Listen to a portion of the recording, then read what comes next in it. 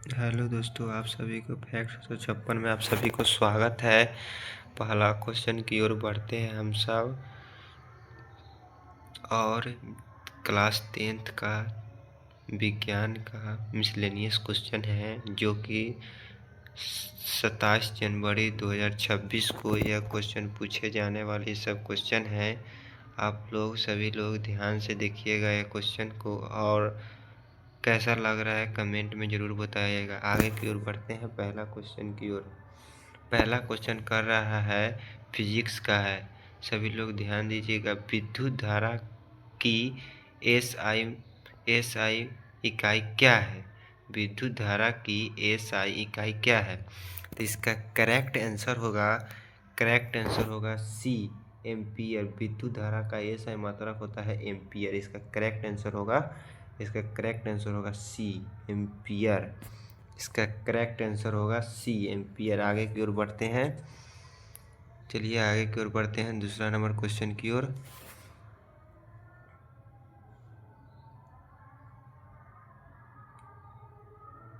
ओम का नियम किससे संबंधित है? ओम का नियम किससे संबंधित है? आगे की ओर बढ़ते हैं।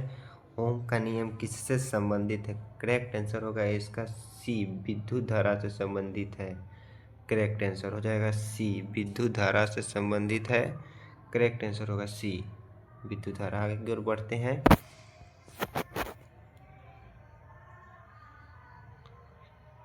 आगे की ओर बढ़ते हैं तीसरा नंबर। किसी चालक का प्रतिरोध निर्भर करता है। किसी चालक का प्रतिरोध किस पर निर्भर करता है?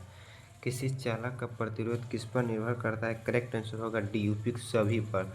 उपयुक्त सभी पर होगा डी, होगा आंसर करेक्ट, जो कि डी है।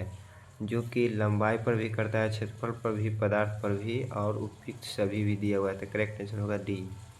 किसी चालक का प्रतिरोध लंबाई पर भी करता है, क्षेत्रफल पर और द्रव्यमान पर भी करता है। आगे की ओर बढ़ते हैं।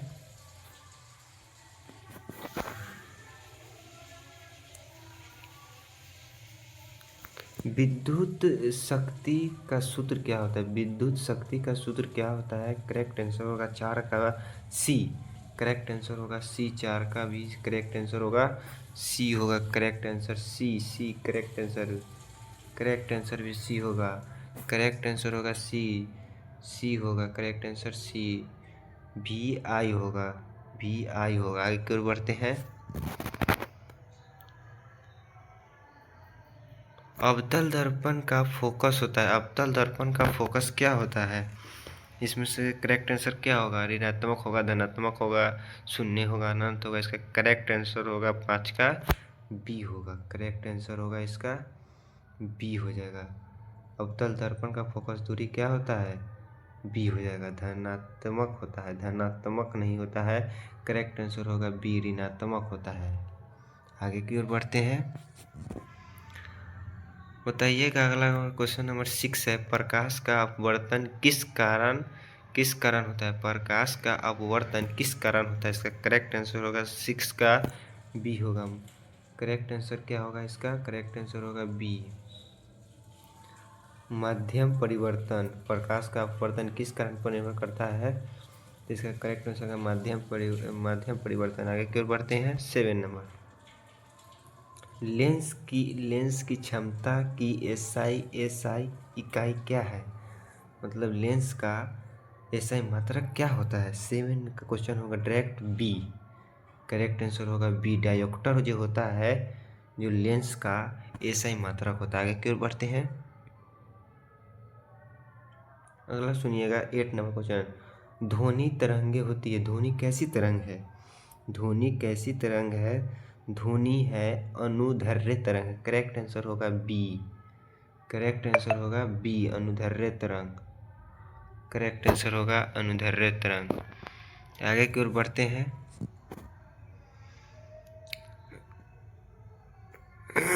ध्वनि की तीव्रता निर्भर करती है। ध्वनि की तीव्रता किस पर निर्भर करती है? इसका करेक्ट आंसर हो जाएगा बी, आयाम पर करती है। ध्वनि की तीव्रता किस पर निर्भर करती है? आयाम। करेक्ट आंसर होगा इसका बी हो जाएगा करेक्ट आंसर 9 का। आगे की ओर बढ़ते हैं।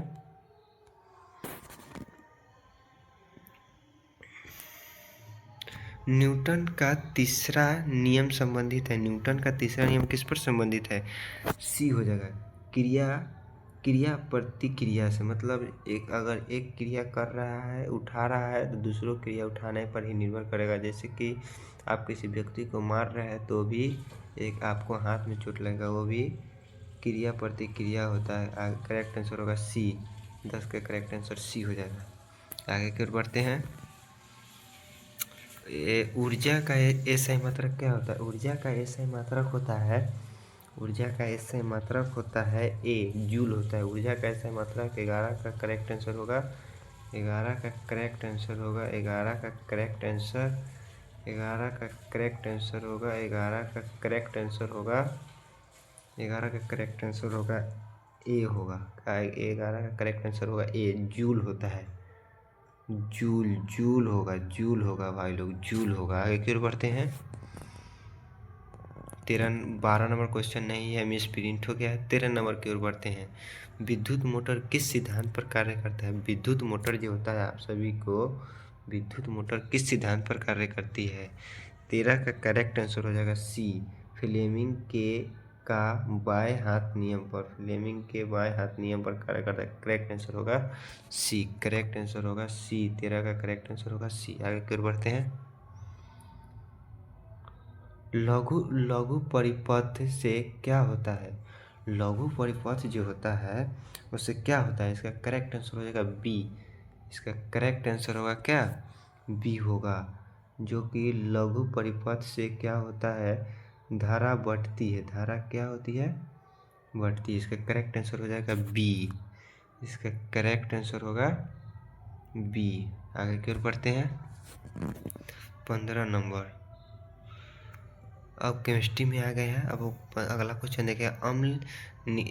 अम्ल नीले लिटमस को किस रंग में बदलता है? अम्ल जो होता है ना भाई लोग, अम्ल जो होता है, 15 का करेक्ट आंसर होगा सी।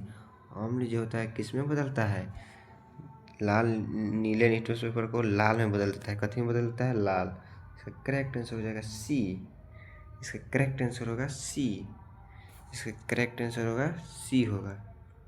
आगे की ओर बढ़ते हैं। 15 नंबर क्वेश्चन की 15 नंबर समाप्त हुआ। 16 नंबर की ओर बढ़ते हैं।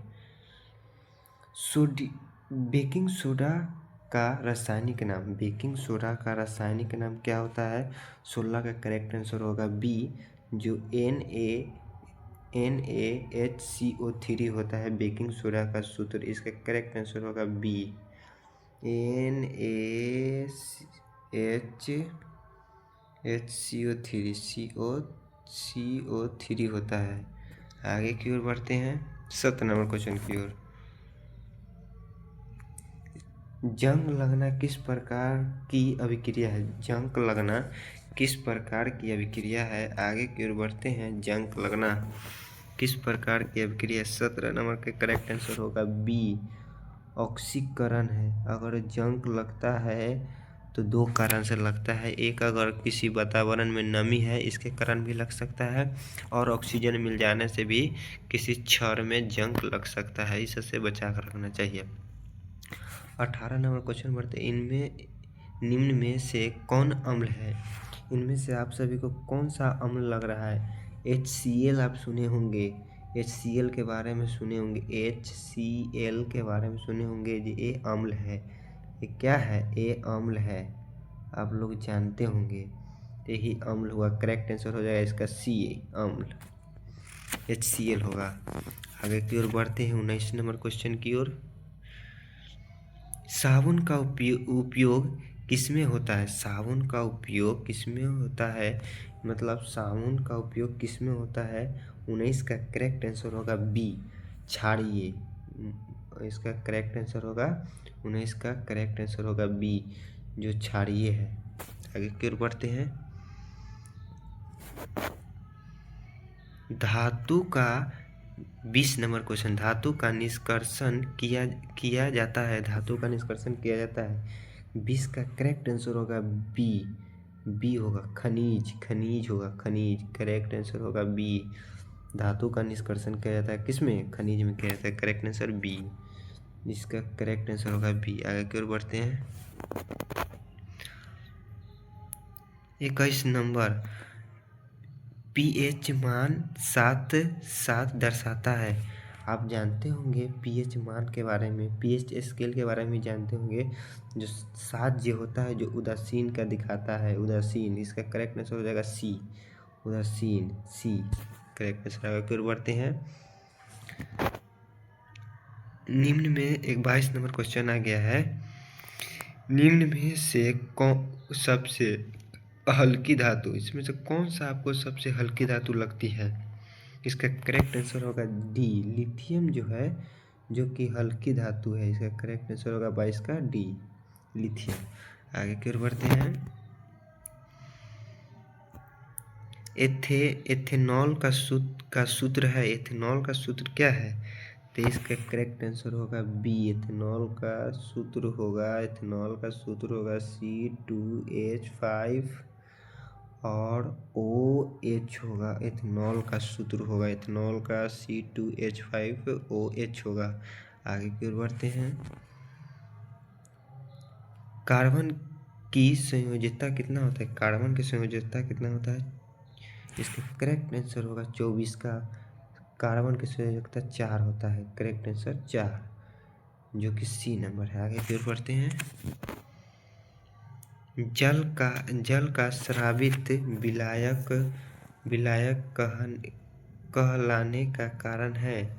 सर्वाधिक विलायक के कारण क्या है? जल का। 25 का करेक्ट आंसर होगा सी, करेक्ट आंसर होगा सी, इसका 25 का करेक्ट आंसर होगा सी, अधिक घुलनशील होता है। आगे की ओर बढ़ते हैं, प्लास्टिक होता है, 26 का आंसर होगा प्लास्टिक होता है अजैविक। प्लास्टिक क्या होता है? अजैविक अपघटनीय होता है। करेक्ट आंसर होगा बी। आगे की ओर बढ़ते हैं, अब बायोलॉजी आ गए हैं। बायोलॉजी का कुछ प्रश्न महत्वपूर्ण है, इसके बारे में जानते हैं। पौधे में भोजन बनता है, बताइए। जड़ में भोजन कभी बन सकता है? तो नहीं। तना में बन सकता है? तो नहीं। पत्ती में बन सकता है? हाँ। फूल में बनेगा? नहीं।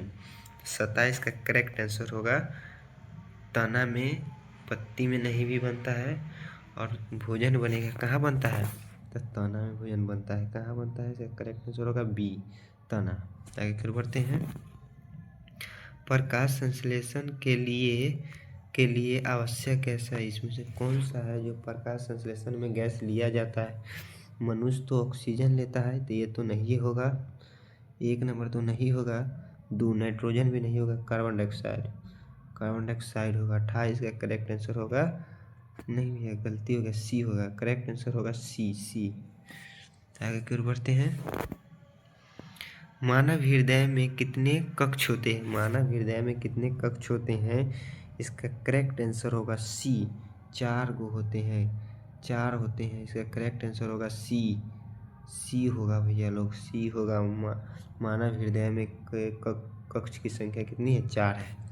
आगे की ओर बढ़ते हैं, 30 नंबर, रक्त का लाल रंग किसके कारण होता है? रक्त का जो लाल होता है किसके कारण होता है? इसका करेक्ट आंसर हो जाएगा 30 का सी हो जाएगा। प्लेटलेट्स जो होता है, इसी के कारण आपका ये रंग जो होता है, खून का रंग जो लाल, जो रेड कलर के आप लोग देखते होंगे, इसी के कारण आपका रंग रेड दिखाई देता है। इसका करेक्ट आंसर हो जाएगा सी। आगे की ओर बढ़ते हैं, पाचन एंजाइम एमाइलेज पाया जाता है। पाचन एंजाइम एमाइलेज कहाँ पाया जाता है? 31 का करेक्ट आंसर होगा बी, आंत में पाया जाता है। करेक्ट आंसर होता है बी, आंत में। करेक्ट आंसर बी, आंत हो जाएगा करेक्ट आंसर इसका। आगे की ओर बढ़ते हैं, 32 नंबर बढ़ते हैं हम सब। श्वसन का मुख्य उद्देश्य क्या है? श्वसन का मुख्य उद्देश्य क्या है? 32 का करेक्ट आंसर हो जाएगा सी, जो उत्सर्जन जो होता है ना, इसी श्वसन का मुख्य उद्देश्य होता है उत्सर्जन। सी करेक्ट आंसर है। आगे की ओर बढ़ते हैं, मानव आँख में पुतली का कार्य है। मानव जी में जो आँख होता है, उसका पुतली का कार्य क्या होता है?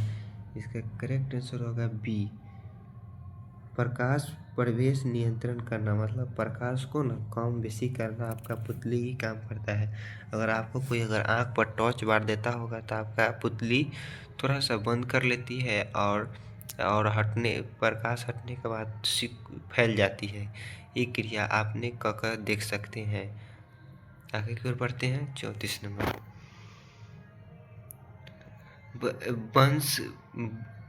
वंशागति की इकाई है। वंशागति की इकाई क्या है? 34 का करेक्ट आंसर होगा बी। करेक्ट आंसर होगा बी।